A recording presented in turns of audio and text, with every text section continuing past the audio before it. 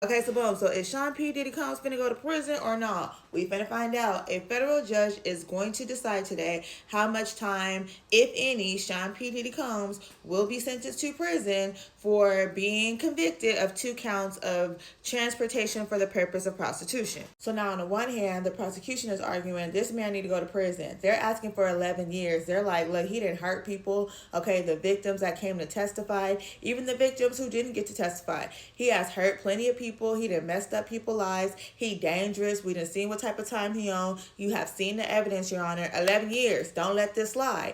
And on the other hand, the defense, P. Diddy's attorneys is like, no, see, let him out. He should be out by the end of the year. He done already served his time. Are you sure these people is really victims? Like, y'all calling them victims, but didn't they get paid for whatever they said happened to them? And some of them still living, lavish lifestyles and stuff like that. So, we just think that you should just let him go ahead and go home to his people.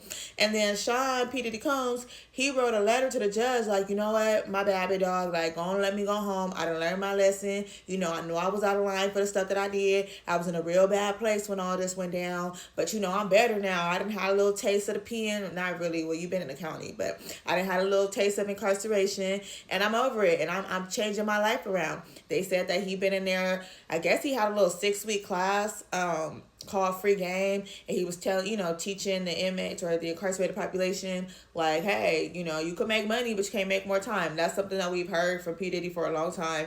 But yeah, so apparently he was doing that. They said he was going to therapy and counseling and stuff while he's been incarcerated. As if I was his defense attorney, I would tell him to take every class that's available too, so that you could bring that to the judge.